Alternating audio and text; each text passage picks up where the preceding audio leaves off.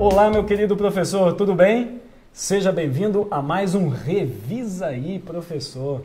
É isso aí, nós estamos hoje recapitulando a lição 13. Vamos concluir esse terceiro trimestre. E hoje nós estamos aqui com o pastor Jean e o pastor Emanuel. Eles vão nos ajudar a recapitular a lição.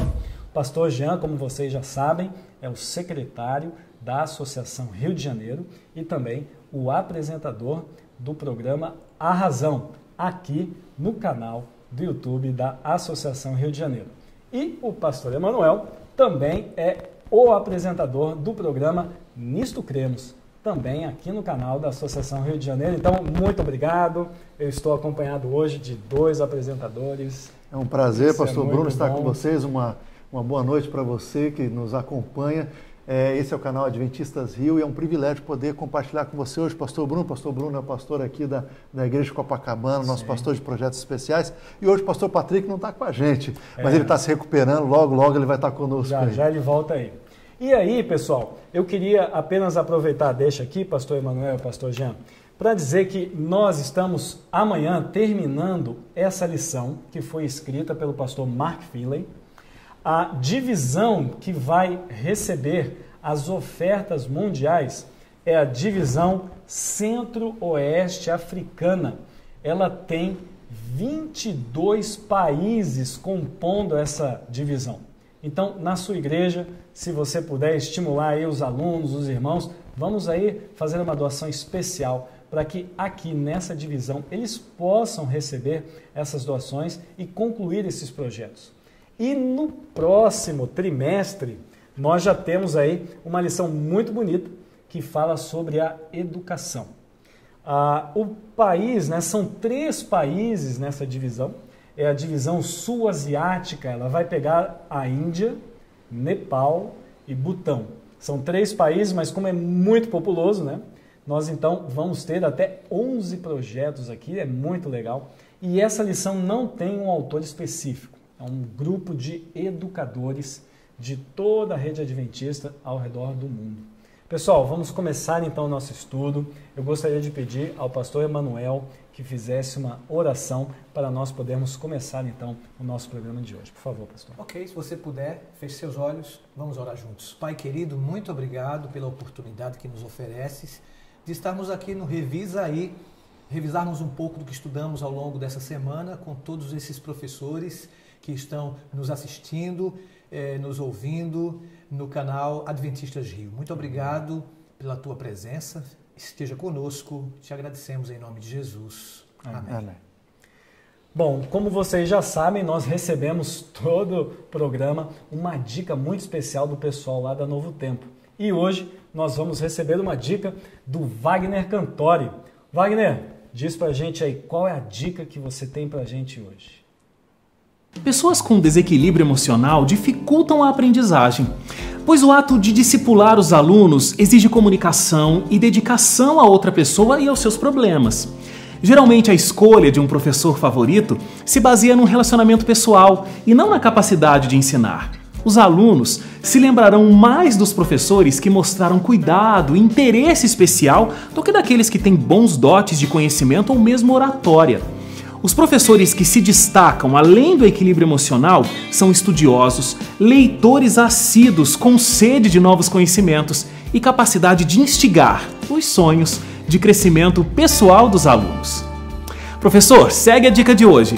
Avalie seu equilíbrio emocional, trabalhe sua inteligência social, faça isso lendo e conversando com pessoas preparadas para o ajudar a crescer.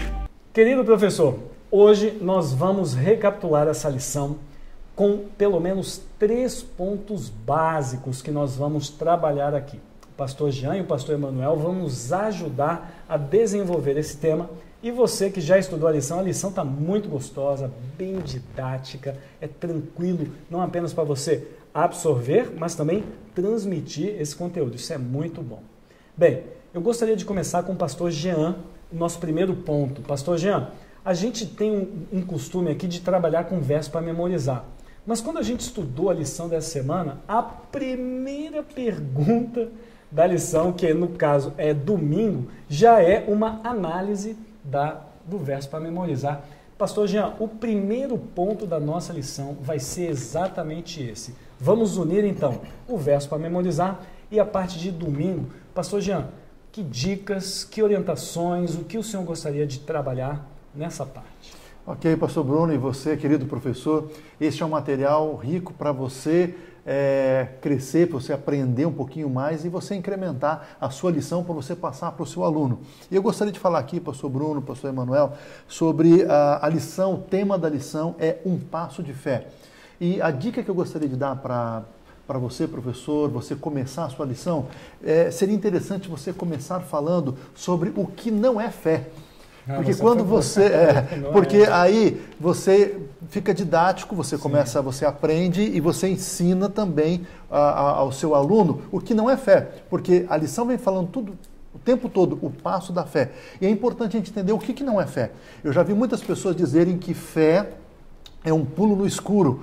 Eu não concordo com essa frase. Assim. Não é bem assim. É quando você pula no escuro. Quando você dá um pulo no escuro, você está dando um pulo onde você não sabe onde você está pulando. E a Bíblia nunca falou isso. Quando você vai em Hebreus, capítulo 11, você vê que fé é certeza de alguma coisa. E algumas pessoas acabam confundindo. Então, por exemplo, uma pessoa vai e compra um carro e não sabe como vai pagar. Isso não é fé, isso é irresponsabilidade. Falta de planejamento. Falta de planejamento, é muita coisa. Então, fé não é uma coisa que você está no escuro, que você não sabe o que...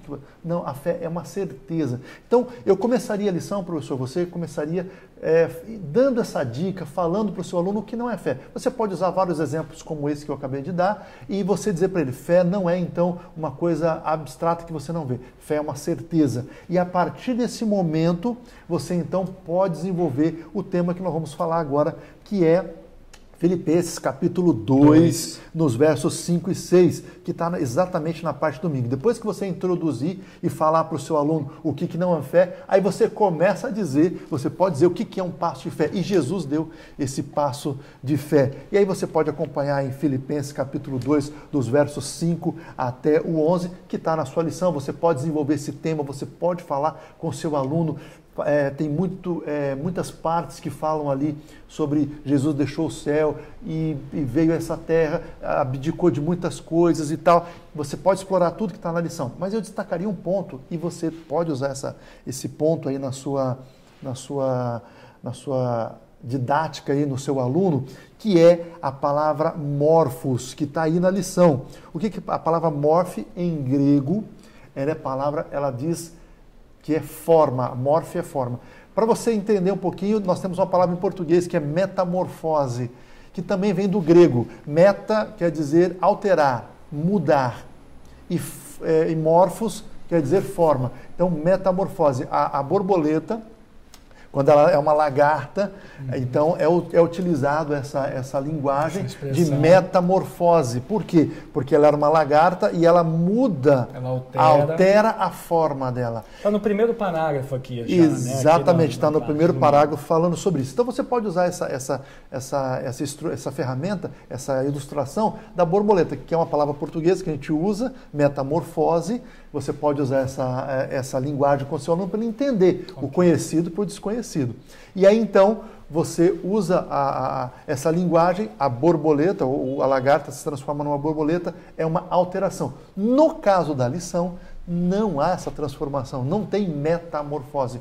Jesus, a palavra que é usada ali é formos, né, que quer dizer que Jesus é da mesma forma, ou seja, da mesma essência de Deus. Não é algo derivado. Não é algo derivado, ele é a mesma essência. Então, não tem alteração, não tem a metamorfose, é apenas a palavra grega morphos, que quer dizer a mesma coisa. Isso é muito importante porque tem pessoas que dizem que Jesus foi criado, que Jesus apareceu depois, mas essa é uma linguagem e algumas bíblica. Chegam a dizer que ele, ao se tornar homem, ele deixou de ser Deus, né? Ele alterou, né? Ele mudou a sua forma. Ele não muda. O que Jesus fez, e isso que a lição traz, e isso é importante você falar para o seu aluno, é que Jesus deixou de usar os seus atributos. É como se fosse, eu vi o pastor Rodrigo Silva usou uma ilustração que foi muito pertinente. É como se fosse assim, você enxerga, todos nós enxergamos, de repente eu fecho os olhos, eu deixo de enxergar. Quando você fecha os olhos, você para de enxergar.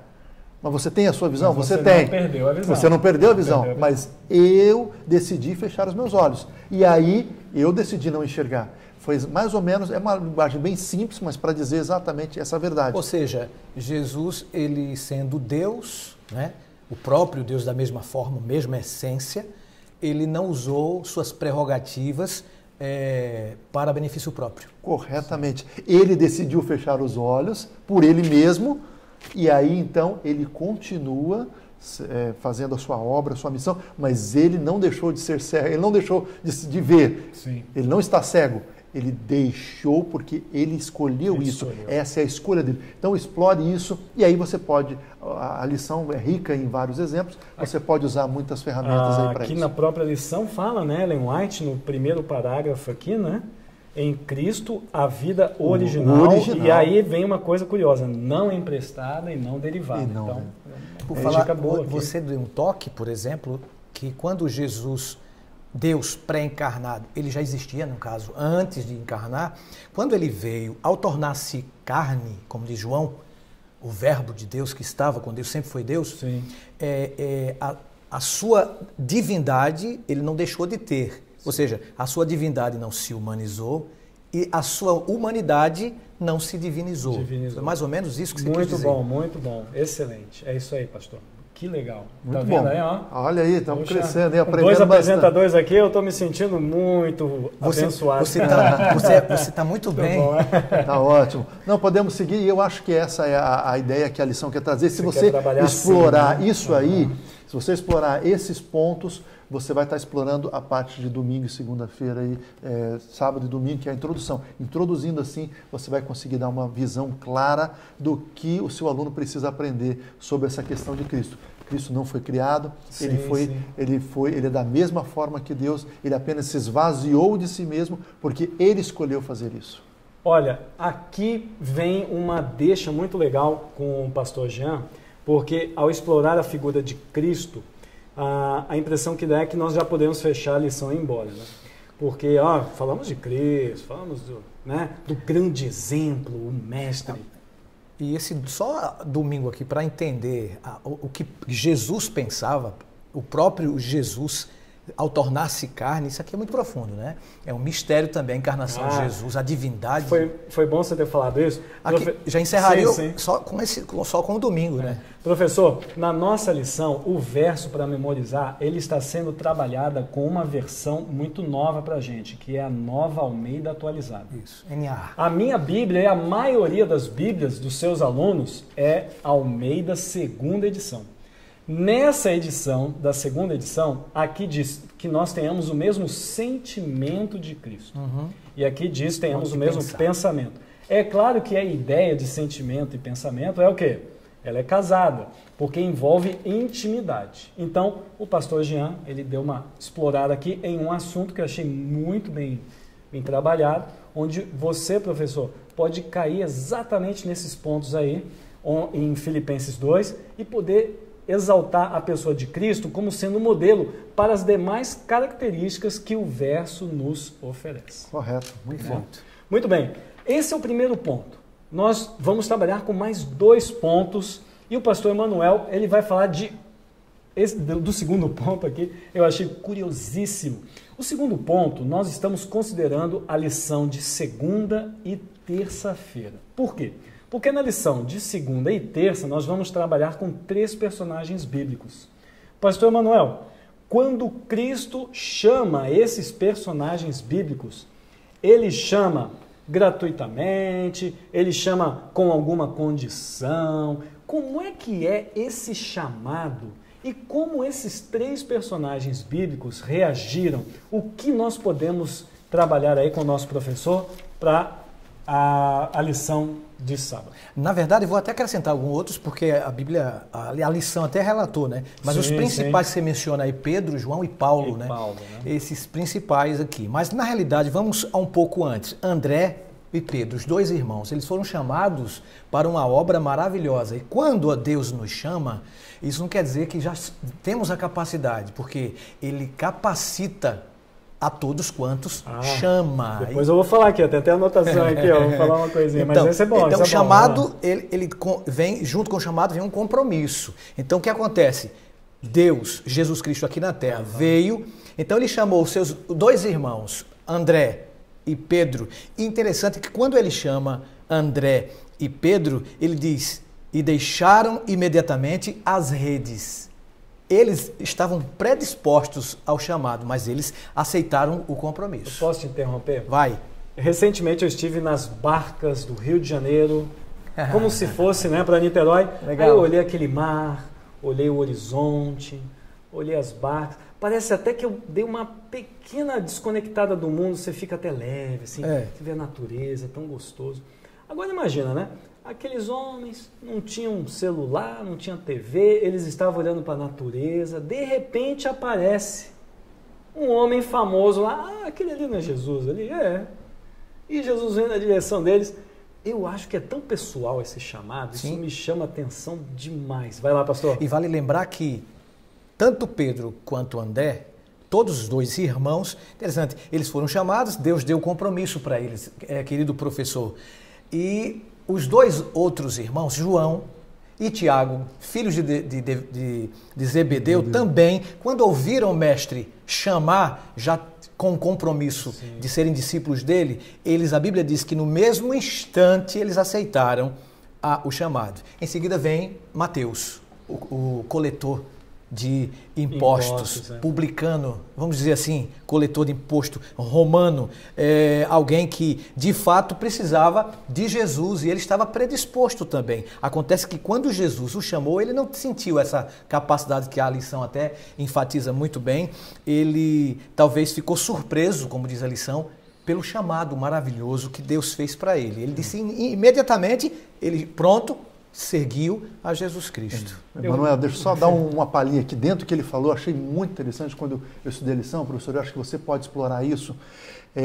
Veja, Tiago, Pedro, João, todos esses estavam na pesca, a sua atividade era a pesca. E Jesus, quando os chama para ser pescadores de homens, eles vão. Agora, vamos imaginar que não desse nada certo para eles. Jesus não era o Messias, não seria o Messias, vamos admitir isso aí. Eles poderiam voltar. Qual era o risco deles perderem o emprego? Nenhum, eles voltariam para a pesca, para a atividade de pesca e, ótimo, eles continuariam pescando, a vida deles tocaria do mesmo jeito. Agora, com Mateus, não. Mateus era um coletor de impostos, embora estivesse ali na Judéia, mas ele representava Roma. O dia que ele saiu, ele era um funcionário público, o dia que ele saiu, que ele deixou de coletar impostos, no outro dia já tinha uma pessoa, porque o imposto era algo valiosíssimo para Roma. Então, certamente teria alguém no seu lugar. E se não desse certo o seu chamado, ele não tinha para onde ele voltar, ele estava desempregado. Okay. Então, assim, é importante a gente valorizar isso, porque Mateus ele deixou realmente... A Receita Federal. Exatamente. E ele tinha ele tinha tudo a perder, né, vamos dizer assim. Então, eu olho com carinho para o chamado de Mateus, porque ele realmente deixou para trás e ele tinha muita coisa para perder, inclusive o seu salário. Inclusive os pescadores, por exemplo, eles só sabiam pescar. A especialidade deles, João, André, Pedro, Tiago, era pescar. Fazer a leitura do mar, né? Pescar como é que tá peixe, aqui, então vamos lá. Pescar peixe animal. Agora vem um homem chamado Jesus Cristo, totalmente Deus e totalmente homem, e diz para eles, me sigam. Podia ser famoso, mas não era íntimo deles. Né? Exatamente. Me sigam. Eles deixaram o quê? Eles deixaram a profissão. Deixaram de pescar peixes, animal, agora para pescarem peixes, gente. E olha só, esses homens tinham seus defeitos de caráter. E Jesus transformou esses personagens bíblicos. Sim. E o último aqui da Bíblia, da lição que enfatiza, o Mark Filling enfatiza muito bem, é o grande apóstolo, denominado o grande proclamador. Paulo, ele era um fariseu, interessante que vocês estudaram muito bem sobre ele, e ele sempre foi solícito, e solícito em pregar o evangelho, mas antes ele perseguia os cristãos. Fazendo um apanhado geral e em resumo desses 4 personagens que eu acrescentei aqui, o Mateus, nesse caso, eles eram defeituosos de caráter, professor, e o que é que o poder do Evangelho faz quando alcança o indivíduo, traz compromisso ao indivíduo e traz uma nova vida. No caso de João, o discípulo do trovão, com seu irmão Tiago, tornam-se amoráveis, o discípulo do amor. No caso de Pedro, aquele covarde que negou Jesus 3 vezes, João, aí depois, 18, né? Esse Pedro covarde se torna o ousado pregador de Cristo. No caso de Mateus, o ladrão passa, entre aspas, passa a ser um homem fiel no caminho do Senhor. Essa parte de Pedro a gente vai trabalhar daqui a pouco, a lição de quarta, né? E fechando com Paulo, no caso, professor, Paulo, ele deixa de ser perseguidor para ser o proclamador, aquele homem que foi, sem sombra de dúvidas, o fiel, né, o grande influente defensor da fé cristã. Apenas o Evangelho de João é que não relata esse chamado desses pescadores. Mateus, Marcos e Lucas dá uma ênfase muito bonita quando Jesus chama os pecadores. O Evangelho de João não trabalha assim com esse episódio. Entretanto, Mateus, um cobrador de impostos, e Paulo, eles são influenciados por esses simples homens que, num bojo, em um contexto, eles acabam incluindo no que a gente pode dizer daquele famoso verso, Mateus 22:14, muitos são chamados, poucos escolhidos. Mateus e Paulo, eles não apenas foram chamados, mas eles foram escolhidos, eles foram qualificados. Um ponto importante aqui, pastor Emanuel, pastor Bruno e querido professor, você que está nos assistindo, o que o pastor Emanuel falou é uma coisa muito importante. Quem é que Deus chamou? Ele chamou, a lição fala sobre isso, e eu destacaria esse ponto. Quando você for falar com o seu aluno, coloque esse ponto. Ele destacou os improváveis, candidatos improváveis. Quem são os candidatos improváveis? Pedro era um candidato improvável porque ele não sabia falar direito. Paulo era um candidato improvável. As prostitutas, a samaritana, coletor de impostos, os pescadores, todos eles eram candidatos improváveis. Agora, Paulo era o mais improvável de todos, porque os outros eram, talvez a profissão não tinha a ver, mas Paulo era um perseguidor da igreja. Então, eu fico imaginando Ananias, quando recebeu Paulo. Senhor, tem certeza que é esse aqui mesmo? Senhor, você vê na reação dele. Tem certeza? Na reação de Ananias, quando ele fala, Senhor, esse homem aqui perseguia, esse homem mata cristãos, o senhor tem certeza que é para ele? O senhor tem certeza que é para ungir ele mesmo? Então, assim, o senhor fala, não, ele é um vaso escolhido por mim. Então, veja, é fantástico como Deus pega as pessoas improváveis e transforma em grandes bênçãos. E eu fico imaginando hoje, e isso é uma coisa que a gente precisa explorar toda vez que você for falar na sua classe, todos esses exemplos que nós estamos dando aqui, tente trazer para o dia de hoje. Como seria hoje? Quem seriam os candidatos improváveis que você tem na sua igreja? Quais são os candidatos improváveis que você tem na tua igreja, que talvez não se encaixa muito bem dentro de uma figura certinha, com terno, gravata, mas que ele seria um excelente pregador? Tem lá muita gente, certamente, que poderia ser esse candidato. É só a gente olhar com os olhos de Deus. Lá na igreja de Copacabana, a gente, assim como você, né, pastor Emanuel, cuida também de uma igreja, o pastor Jean, por muitos anos também, já tem muitas histórias aí para contar. Muitos visitantes que chegam lá na igreja de Copacabana, eles são convidados por pessoas que não são adventistas. Pessoas que provavelmente a gente até aqui entre nós três, a gente teria vergonha de dizer, como por exemplo, eu tenho pessoas que chegaram lá e falaram assim, olha, eu estou aqui a convite do fulano. Quem é o fulano? A gente não sabe quem é. Ele é um homossexual. Então você fica assim, como é que pode tal? Quando Deus ele toca no coração das pessoas, ele está chamando. Mas agora vem a segunda parte. E essa segunda parte é a próxima fase da lição, que nós vamos ver agora, que envolve não apenas ouvir, mas colocar em prática esse amor que nós estamos sentindo, que está aquecendo o nosso coração. Então, o primeiro ponto, nós já trabalhamos aqui com o pastor Jean, tem a ver com esse sacrifício, esse morfer a forma que Cristo se apresenta e tenta nos alcançar. O segundo ponto, o pastor Emanuel trabalhou aqui com a gente com relação a essas pessoas que são muito improváveis, mas são pessoas de coração aberto, elas podem ser qualificadas por Deus. E o terceiro ponto é que não apenas você recebe esse amor, mas também quer transbordar, quer colocar em prática esse amor. Então, o terceiro ponto da nossa lição vai pegar a lição de quarta e quinta-feira, que tem a ver com as exigências e o compromisso do amor. Pastor Jean, o amor, ele nos deixa, ele nos alcança, mas ele nos deixa do jeito que somos, ele não nos move a nada. É isso mesmo, pastor Jean? Claro que não, né, pastor Bruno? Isso é apenas uma... O que a gente pode dizer é que o amor, se ele não fizer nada, é porque ele não é amor. Você não consegue entrar em contato com o amor, que é o próprio Deus, e ficar do mesmo jeito. Se você saiu do mesmo jeito, é porque você não teve esse encontro. Então, é importante a gente entender isso. E Pedro, a história aqui da lição de quarta-feira, vem falando sobre a história de Pedro lá na praia. E Jesus pergunta para ele por 3 vezes, e eu destacaria esse ponto.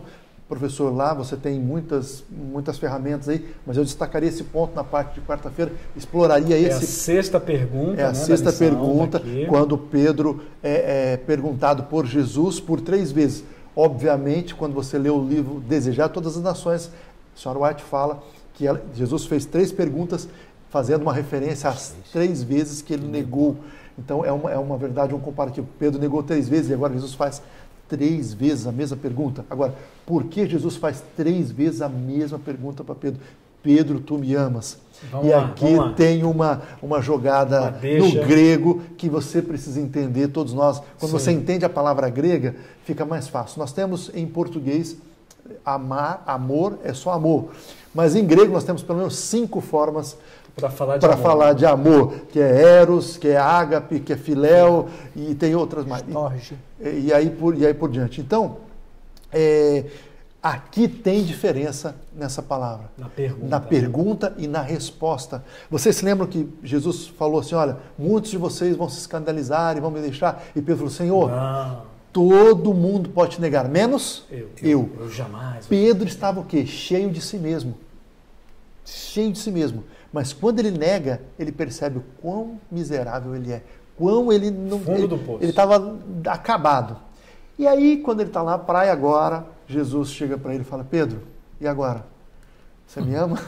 Como é que é essa questão do amor? E a pergunta que Jesus faz é ágape. Ele usa a palavra agapau, que é o amor supremo, é o amor incondicional, é o amor mais nobre. Pedro, você me ágape, ou seja, você me ama mais do que os outros. Mais do que a si mesmo. Mais do que a si mesmo. E aí Pedro abaixa a cabeça e responde, Senhor, tu sabes que eu te amo. Só que a palavra ali é filéu e não é ele não ágape. Corresponde ao mesmo nível do amor. Ele não está com aquela soberba toda, ele não está mais de cabeça erguida. Ele fala assim, Senhor, tu sabes que é filéu só. E por 3 vezes ele fala, Senhor, é apenas filéu. É apenas porque o filéu é o amor fraternal, é o amor comum, é o amor da amizade. Não é aquele amor que ele sabia muito bem o que ele estava respondendo. Por isso que quando você entende essa diferença das 2 palavras, Jesus perguntando, é aquele amor maior, é aquele amor supremo? Essa é uma dica boa aqui para você exatamente. trabalhar. Aí o Pedro responde, não, Senhor, tu sabes que eu te amo. Porque em português é tudo eu te amo e acabou. Aí fica simples. Mas quando você entende a palavra grega, ágape, então lembra, Jesus pergunta ágape, que é o amor supremo. Pedro responde filéu, que é o amor entre irmãos, é o amor fraternal. E aí, demonstrando que Pedro não está totalmente agora cheio de si. Ele agora esvaziou-se e aí Jesus faz um convite para ele e fala assim, então Pedro, agora você está pronto. Agora eu posso te usar. Apacenta as minhas ovelhas.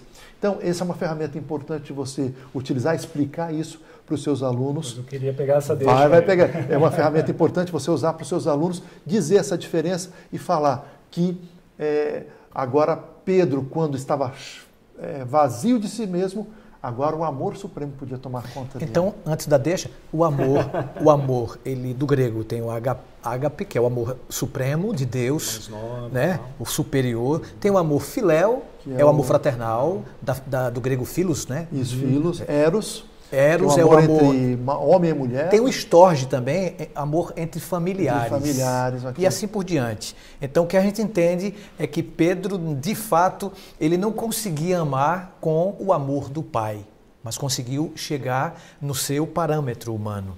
Aqui, pastor Emanuel, eu diria o seguinte, quando Pedro ele nega Jesus, É óbvio que a gente tem que considerar que Pedro estava em um ambiente que não era o dele, estava com medo.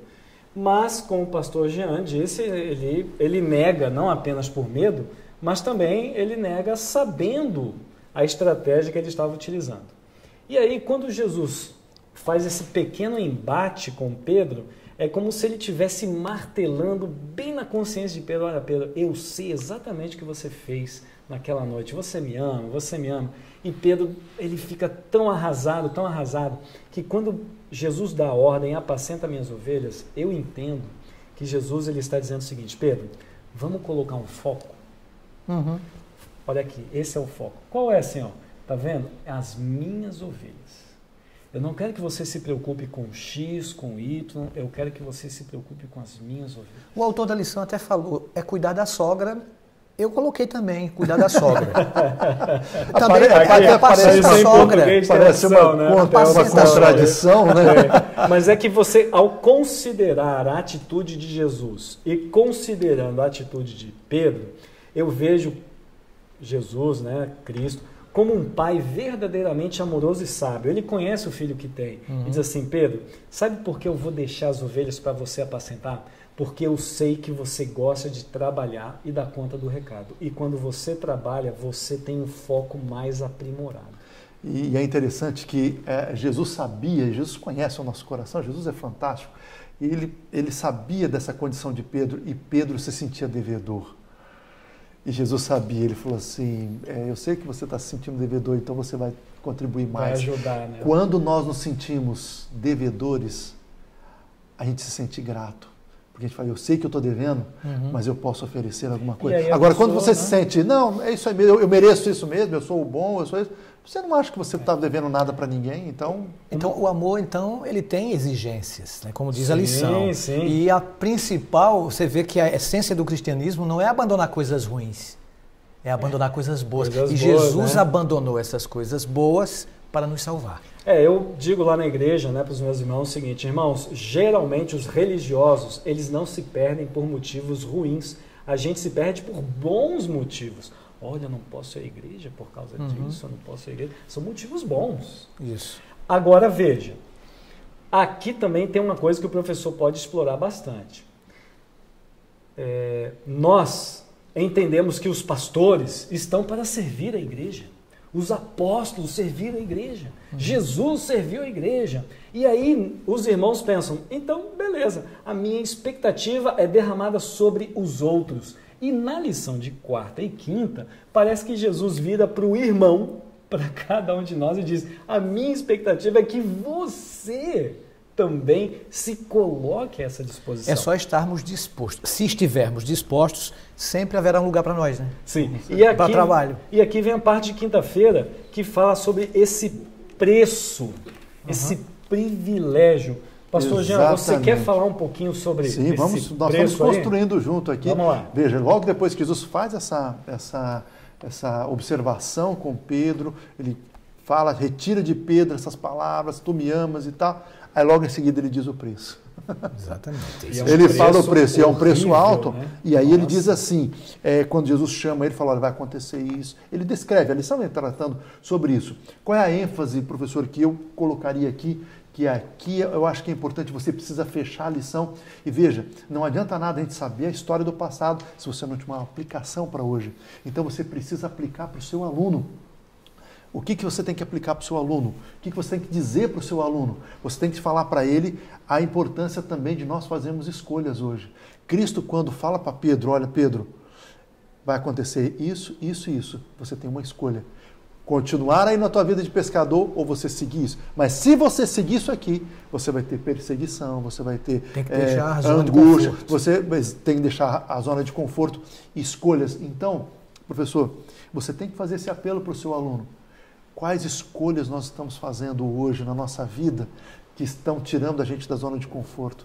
Porque quando a gente está na zona de conforto, está ótimo, eu estou em casa, cito meus sermões lá de casa, eu não tenho compromisso em pregar o evangelho. Então, qual é? Jesus está te chamando.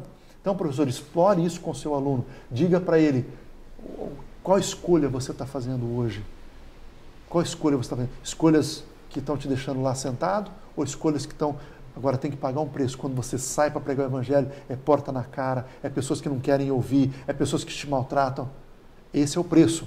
É o preço. Mas é uma escolha. Jesus deu uma escolha para Pedro, e Pedro escolheu agora pagar o preço. Né? Escolheu fazer a escolha. E aí você pode explorar isso com os alunos. Digam para ele, aluno, qual é a escolha que você vai fazer? Nós estamos terminando um trimestre e falamos só sobre isso, sobre pregação, falar se relacionar com as pessoas. Agora, será que nós estamos pagando o preço? Será que você e eu estamos pagando o preço? Eu estudo a Bíblia com pessoas. Eu, embora seja pastor, sou secretário da associação, mas eu encontro um tempo para estudar a Bíblia com uma pessoa.